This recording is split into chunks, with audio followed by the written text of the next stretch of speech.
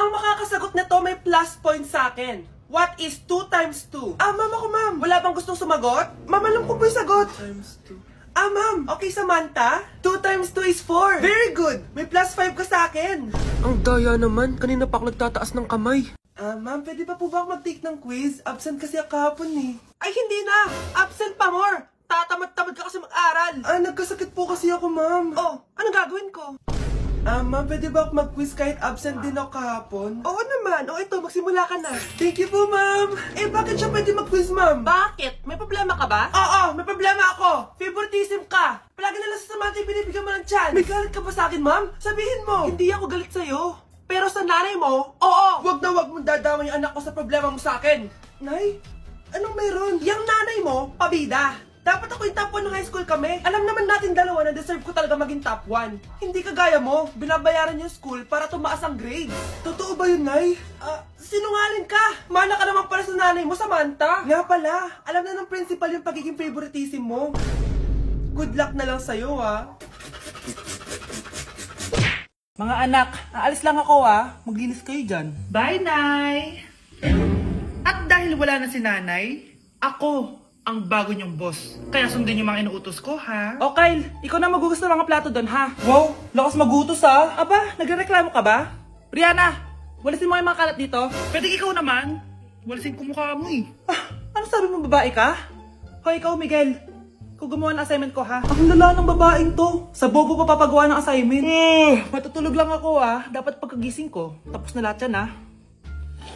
Nakakainis si ate. Sobrang tamad na. Dami pang inuutos. Ano magagawa natin? Favorite kasi ni nanay yan eh. Isumbong na natin niya kay nanay. Hindi pwede inaalipin niya tayo ng ganito. Anong isusumbong ha?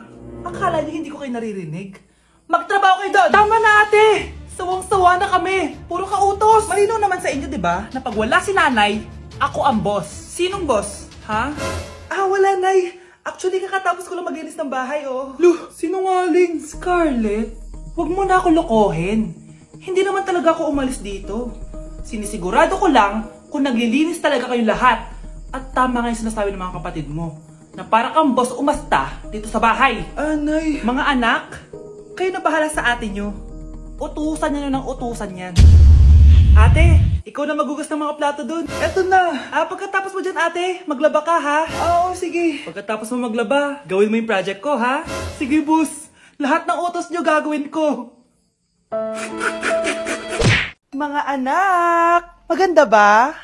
Mawawala ako ng 3 araw ha. Nay, kailangan ba talaga tumuloy doon? Importante yun anak. Minsan lang ikasal yung kumare ko no, tsaka sa Cebu siya gagawin, di ba? Shala. Basta Nay, mag-ingat ka ha. Oo naman anak, huwag ka mag-alala. Siya naalis na ako. Mga kapatid mo ha.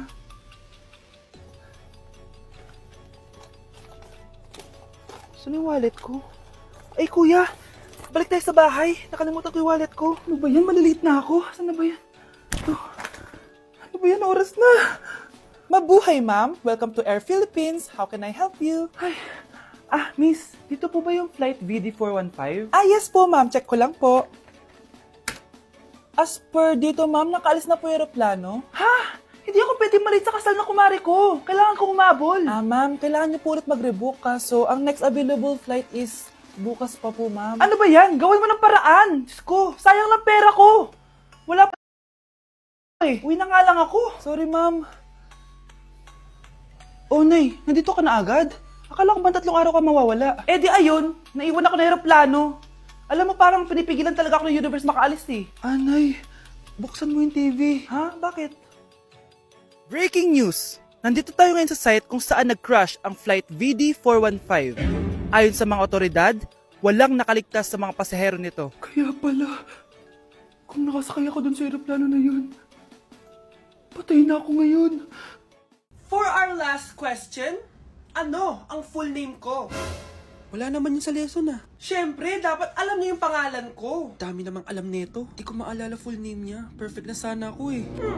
Kapag di niyo nasagutan yan, minus 10 kayo sa akin. Aba ma'am, paano namin malalaman yung full name mo? Di ka naman nagpakilala sa amin. Ano ka, sikat? Artista? Ang lakas mo mag-minus kapag di nasagutan yung full name mo? Sige nga, ano full name ko? Kapag di mo nasagutan, ma-minus ko yung sweldo mo. Tsaka magagamit ba namin yan kapag nagtrabaho na kami? Di naman, diba? Pakin namin sa full name mo. Unang tanong, Magbigay ng bagay na nagsisimula sa letrang K. Okay, Samantha. Kuko? Kuko is 3 points lang. Sayang. Okay, ikaw naman, Scarlett. Sisimula sa K. Kifi. Kifi is the top answer. Yes. Okay, next. Magbigay ng parte ng katawan. Scarlett, dahil ikaw ang nakahula ng top answer, ikaw ang mauuna. Pantog. Basic. Pantog is 10 points. Ha? Bakit 10 lang? Samantha, pwede ka bang bumawi? Parte ng katawan? Esophagus. Esophagus is the top answer. Yun. Eto na. Sino kaya sa inyong dalawa ang mananalo ng 1 million pesos cash? Akin na tong 1 milyon. Humanda ka sa akin, Scarlett. Anak, ayusin mo. 1 milyon yan. Mauna tayo kay Samantha. Ano ang bagay na mahaba at matigas? Mahaba at matigas? Tornilyo? Tornilyo is 50 points. Pero, hindi ito ang top answer natin, ha? Okay, Scarlett, may chance ka pa na hulaan ang top answer. Bago ko sagutin yan, Nay, kung nanonood ka man, eto na yun, Nay! Mananalo na tayo ng 1 milyon! Go, anak! Ang bagay na mahaba at matigas ay... Huwag mo sumagot, anak! Sayang yung 1 milyon! Hoy, wag mo sasabihin kay nanay na pupunta ako sa boyfriend ko, ha? Sige na, bye-bye. Hoy, bata ka! Saan ka pupunta? Anay, gagawa lang po kami ng project sa kaklase ko. Wow! Kailan ka pa nag-aaral na maayos? Pupuntahan niya yung boyfriend niya. Kaya pala pulang-pula yung labi mo kasi tatakas ka. Anay, humanda ka sa akin. Sasakalin niya daw ako, Nay, oh! Aba, humanda ka sa akin, bata ka. Halika dito. Anay, hindi na. Nay, nawala daw ni Kuya yung Tupperware mo. Ano? Nawala na yung pinakamamahal kong Tupperware? Humanda sa akin ng kuya mo. Nasaan yan? Lagot ka, kuya. Galit sa'yo si mama. Ano sabi mo, Kyle? Nasaan na yung kuya mo? Ha? Nandito ka palang bata ka, ha? Etong sa'yo. Bakit mo pinato yun, Nay? Sabi ni Kyle, nawala mo doon Tupperware ko. Anong nawala? Eto Tupperware mo, Nay, oh. Ay, nandyan pala. Agad ka kasing nagpapaliwala dyan. Tawa ka dyan, ha? Humanda ka sa akin. Few moments later. Boring naman ang pinapanood mo.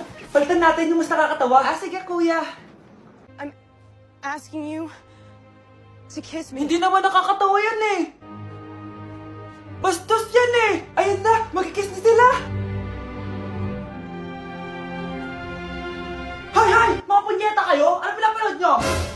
Anay! Si Kyle, Nay. Siya yung nanonood eh. Kyle! Ang bata mo pa? Ganyan na pinapanood mo? Kala ko naman matino ka. Si kuya yun, Nay eh. No! Simula ngayon, bawal ka na mag-TV. Nay, alis lang ako, ha. Sige, anak. Iniwan niya phone niya. Ano kayang pinag-uusapan nila dito? Mga walang iya kayo. Humanda kayo sa akin. A few moments later. Bakit niyo po kami pinatawag, Nay? Kung hindi ko makikita yung phone ni Kyle, hindi ko malalaman pinagsasabi niya sa akin. Lagot tayo, ate. Kung san-san mo kasi nilalagay phone mo, Kyle. Nakalimutan ko eh. Mag-umpisa tayo sa'yo, Kyle. Anay, puro na lang itlog at hotdog niluluto ni nanay. Mas masarap pa magluto yung kapitbahay natin. Sige, next time, ipagluluto kita na sinigang na hotdog. O ikaw, Brianna. Alam niyo bang nagalit sa akin si nanay kasi dati with high honors ako, diba? Tapos ngayon with honors na lang. Siya nga bagsak nung high school eh. Oo, bagsak ako. Pero top 1 ako nung kinder. Kevin? Wala akong sinasabi, ha. Grabe talaga si nanay. Umaga pa lang galit na siya. Tapos utos pa siya ng utos. Bawal ba magpahinga sa bahay na to? Grabe. Wow, wala ka palang sinasabi, ha. At ikaw, Scarlett? Yes, Nay. Mga be, alam niyo bang galit na galit sa akin si nanay dahil daw nag-boyfriend ako na maaga? Siya nga maagang nabuntis eh. Di naman ako naggalit sa kanya. May problema ka ba sa maagang nabuntis? Wala akong problema, Nay. Idol nga kita eh. Ha? Anong idol? Buntis din ako.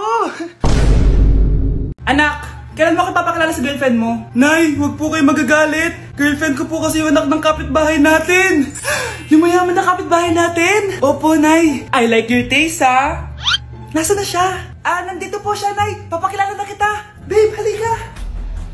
Hello. Ikaw pala yung girlfriend ng anak ko. Anong pangalan mo? Ako si Kendall, ang pinakamayaman at pinakamaganda dito sa barangay nyo. I like your confidence. By the way, kumain ka na ba, Iha? Hindi pa. May masarap ba kayong pagkain dito? Oo naman, masarap ako magluto. Tara, kain na tayo. Ito, kain na tayo. Sarap. Disgusting! Ang pangit na lasa! Lasang... Grabe ka naman! Nagsisisi akong pumunta pa ako dito! Babe, magpapaliwanag ako please! Ang papangit nyo! Tita! Bastos ka ha! Ikaw na nga binibigyan ng pagkain! Nag-iinarte ka pa! Tita po! Sorry na po, tita! Nay!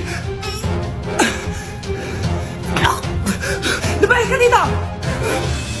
Mare? Uy, Mare! Long time no see! Kamusta ka na? Okay lang naman, Mare. Alam mo ba, Mare? Yung anak ni Brenda? Diyos ko, nabuntis. Ang bata-bata pa nun eh. Chismis agad siya oh. Di niya muna kasi kasuhin yung mukha niyang parang tosino. Loh, trust the process kasi yan, Mare. Huwag mo na i-gaslight sarili mo, Mare. Kaka-resume mo yan eh. Tingnan mo na sira ng skin barrier mo, oh. Tapos namamaga pa yung mukha mo. Wala akong choice, Mare. 3 months na nga ang kulay red yung mukha ko. Akala nga nila ako na si Anger ng inside out. Gusto mo ng choice? Oh, eto, bibigyan kita ng choice. Gamitin mo tong Glad to Glow Blueberry Face Wash. For sure, after mo gamitin to, aayos na yung skin barrier mo at mawawala na pagka-inflame ang skin mo. Gamitin mo to day and night para bongga. Ay, salamat dito, Mare, ha? Oh, akala mo nakakalimutan ko na? Nasaan yung utang mo? Huwag ka munang dumagdag sa problema ko ngayon, Mare, ha?